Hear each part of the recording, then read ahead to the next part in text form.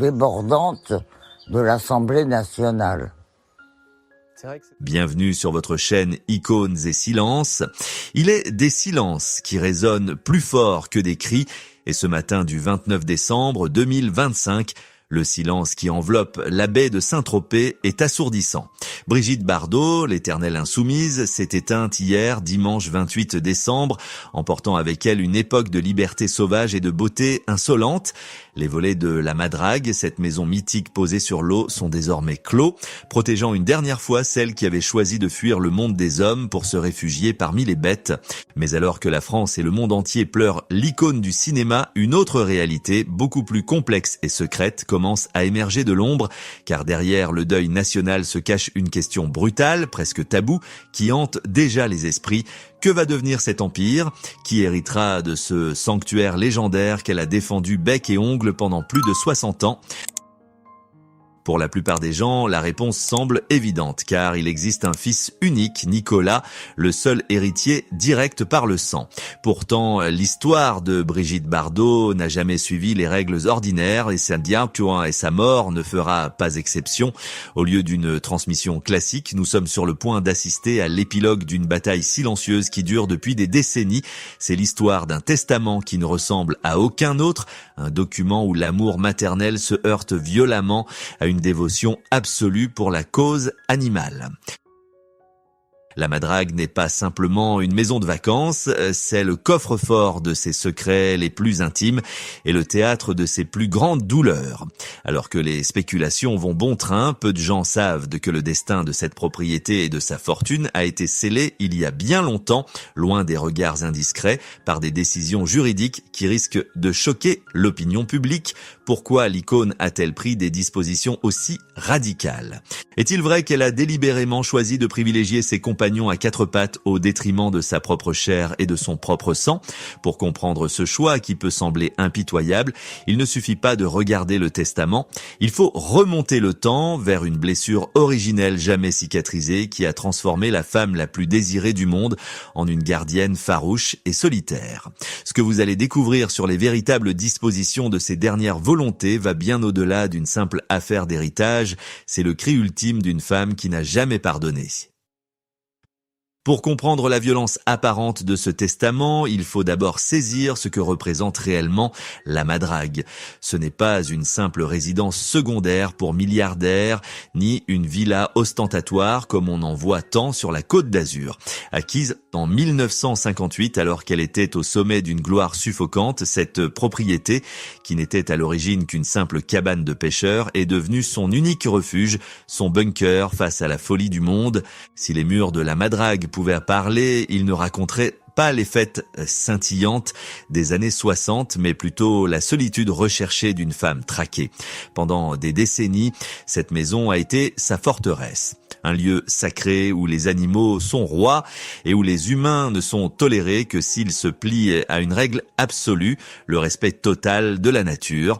Brigitte Bardot n'a pas seulement habité cette maison, elle a fusionné avec elle, trouvant entre ses murs la sécurité que sa propre famille ne lui avait jamais offerte.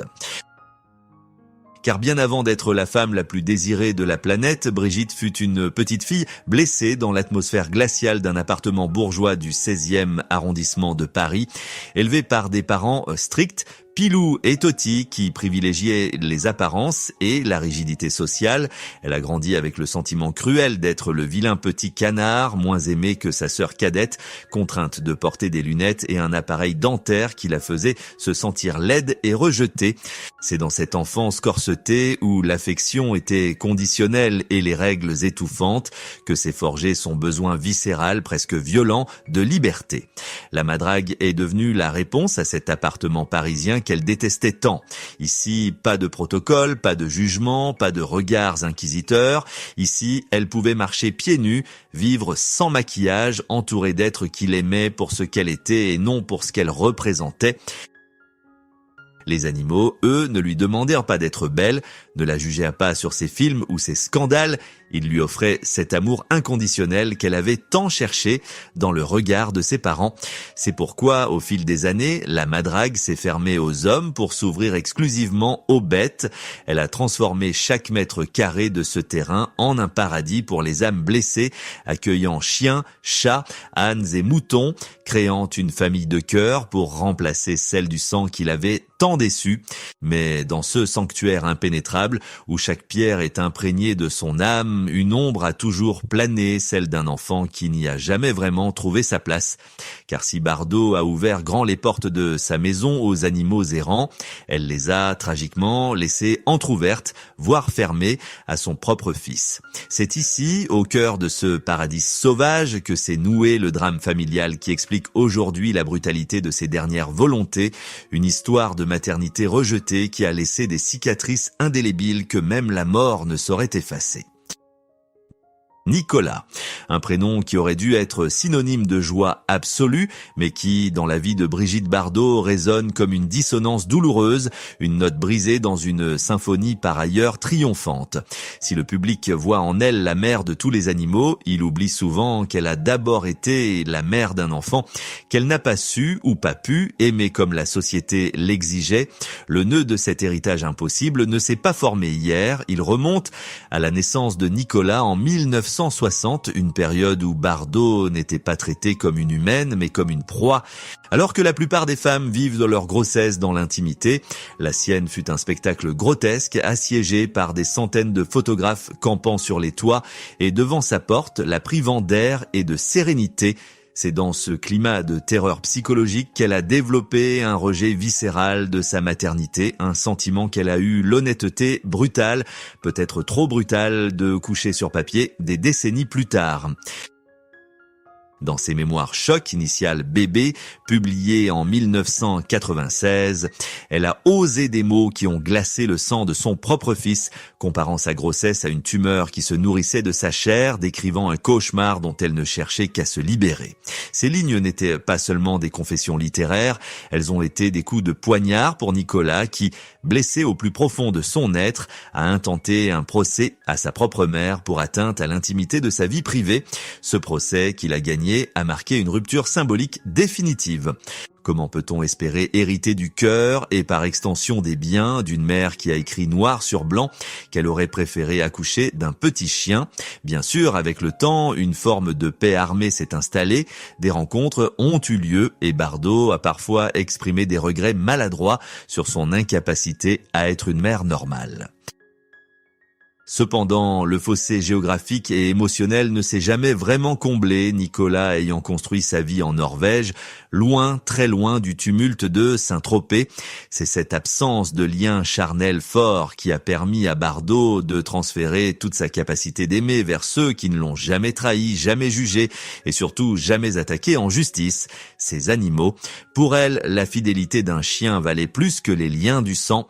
C'est ce constat amer mais lucide qui nous amène au cœur du mystère juridique d'aujourd'hui, car si la loi française protège les enfants via la réserve héréditaire, empêchant de les déshériter totalement, Brigitte Bardot, en stratège visionnaire, a anticipé sa propre mort bien avant l'heure. Elle a mis en place, dès les années 80, un dispositif juridique implacable pour s'assurer que la madrague ne devienne jamais une simple maison de famille pour un fils qu'elle a peu connu, mais reste à jamais le temple de sa véritable passion. Ce qu'elle a signé en 1986 n'était pas juste un papier, c'était un acte de guerre contre les conventions successorales. Ce n'était pas un coup de tête, c'était un coup de maître juridique d'une précision chirurgicale. En 1986, alors qu'elle n'avait que 52 ans, Brigitte Bardot a pris une décision qui a sidéré ses notaires et ses proches. Une décision qui scellait le destin de son héritage bien avant que la mort ne vienne frapper à sa porte. Elle savait que pour sauver les animaux, il ne suffisait pas de bonnes paroles. Il fallait une institution puissante, capable de survivre à sa propre disparition.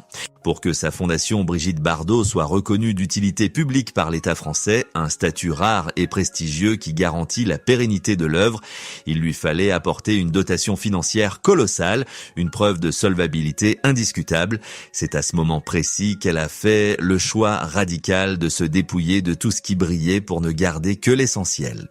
Dans un geste sacrificiel spectaculaire, elle a vendu aux enchères ses bijoux, ses diamants, ses robes de cinéma, ses souvenirs de gloire, tout ce qui l'a rattaché à son passé de star, déclarant avec une ferveur quasi religieuse qu'elle donnait sa jeunesse et sa beauté aux hommes, mais qu'elle donnait sa sagesse et son expérience aux animaux.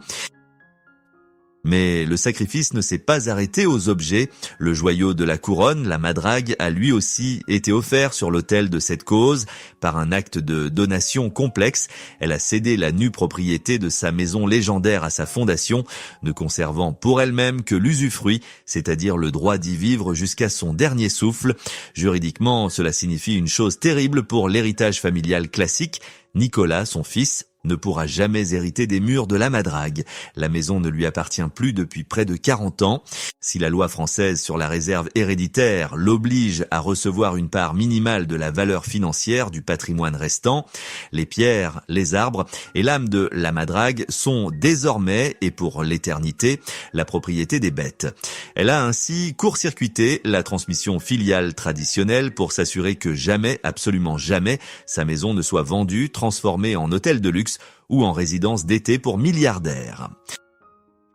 Elle a voulu que ce lieu reste un sanctuaire inviolable, un quartier général pour la protection animale, géré par ceux qui partagent son combat et non par ceux qui partagent son sang. C'est une victoire posthume éclatante pour la militante, mais un constat d'échec amer pour la mère qui a préféré léguer son toit à une idée plutôt qu'à sa descendance. Cependant, si le sort de la maison est réglé depuis longtemps, il restait une dernière bataille à livrer, une bataille encore plus intime et plus compliquée face à l'administration française. Car Brigitte Bardot avait une ultime exigence, un dernier caprice de star ou peut-être une prière de femme simple. Elle ne voulait pas quitter la madrague, même morte. Elle voulait reposer là, dans son jardin, au milieu de ses chiens et de ses chats disparus, loin des cimetières froids et des foules curieuses. Mais ce dernier voyage immobile s'est heurté à un obstacle inattendu, une loi stricte qui a failli priver l'icône de son repos éternel. Le dernier combat de Brigitte Bardot ne s'est pas joué sous les projecteurs, mais dans le silence feutré des bureaux de la préfecture du Var. Depuis des années, elle était hantée par une peur panique, celle de finir exposée, même dans la mort, au regard curieux d'une foule qu'elle a passé la moitié de sa vie à fuir. Elle refusait catégoriquement l'idée de reposer au célèbre cimetière marin de Saint-Tropez, ce lieu trop touristique où les tombes deviennent des attractions et où le silence n'existe pas. Pour elle, l'idée d'être enterrée loin de ses compagnons à quatre pattes était insupportable, une trahison ultime. Son vœu le plus cher, répété comme une prière dans ses dernières interviews, était de rejoindre le petit cimetière animalier qu'elle a aménagé avec amour dans le jardin de la Madrague, là où reposent déjà des dizaines de ses chiens et chats sous de simples croix de bois. Elle voulait que son corps retourne à cette terre qu'elle a tant défendue pour ne faire plus qu'un avec l'âme de sa maison. Cependant, la loi française est d'une rigidité implacable sur ce sujet. L'inhumation dans une propriété privée est une exception rarissime, soumise à des conditions drastiques d'hygiène et d'éloignement, nécessitant l'accord express du préfet et l'avis d'un hydrogéologue. Pour n'importe qui d'autre, la demande aurait été rejetée sans appel. Mais on ne dit pas non facilement à Brigitte Bardot. Elle a mené cette démarche avec la même obstination que ses campagnes contre la chasse aux phoques, arguant que la Madrague n'était pas une simple maison, mais un sanctuaire clos, isolé du monde, digne d'accueillir sa fondatrice. Les négociations ont été âpres, tendues, et jusqu'au dernier moment, l'incertitude a plané. Allait-on obliger l'icône nationale à être enterrée là où elle ne voulait pas ? Finalement, il semble que la République ait cédé face à la légende. Selon les dernières informations filtrant de son entourage, tout a été préparé pour que sa volonté soit respectée. Une fosse a été creusée à l'endroit exact qu'elle avait désigné, un coin de paix à l'abri des vents marins et des objectifs des paparazzi. Ce privilège ultime n'est pas un caprice de star, c'est la conclusion logique d'une vie qui a toujours refusé les normes. En choisissant de reposer dans son jardin, Brigitte Bardot accomplit son ultime acte de dissidence. Elle ferme définitivement la porte aux humains pour rester pour l'éternité la gardienne de ces bêtes.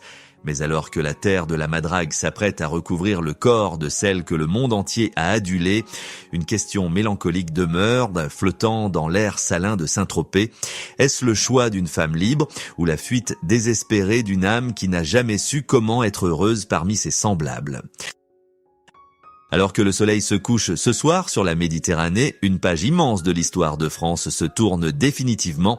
Les grilles de la Madrague resteront closes, gardant jalousement le dernier sommeil de celle qui fut la Marianne de tout un peuple. Dans les heures qui viennent, les caméras du monde entier scruteront l'arrivée des invités, guettant avec une curiosité malsaine l'apparition d'une silhouette en particulier, celle de Nicolas-Jacques Charrier. Viendra-t-il s'incliner devant la dépouille de cette mer complexe où l'abîme creusé par des décennies de malentendus et de batailles judiciaires sera-t-il trop grand, même pour la mort ? La réponse appartient à l'intimité d'une famille brisée par la gloire. Mais quelle que soit sa décision, Brigitte Bardot ne partira pas seule. Elle est entourée, comme elle l'a toujours voulu, par cette armée silencieuse et fidèle de cœurs battants qui ne l'ont jamais jugée. Son héritage dépasse largement les frontières du cinéma ou les murs d'une maison trop célèbre. En déshéritant symboliquement les humains pour tout léguer à sa fondation, créée en 1986, elle nous laisse un message testamentaire d'une puissance fracassante. Elle nous rappelle que l'amour ne se commande pas par les liens du sang, mais se mérite par la loyauté et la pureté des sentiments. Bébé n'était pas une sainte, elle était une femme écorchée vive qui a préféré construire sa propre arche de Noé plutôt que de se noyer dans l'hypocrisie mondaine. Aujourd'hui, alors que les vagues viennent lécher les murs de sa forteresse, nous ne devons pas la juger pour ses choix radicaux, mais l'écouter une dernière fois. Comme elle l'avait dit elle-même, résumant sa propre existence avec une lucidité désarmante, « Je ne cherche pas le pardon, je veux simplement que mon histoire soit racontée avec ma propre voix. » Sa voix s'est tue, mais son cri pour la liberté et pour la vie animale résonnera éternellement. Adieu Brigitte, tu as enfin trouvé ce que les projecteurs ne t'ont jamais donné, la paix du silence.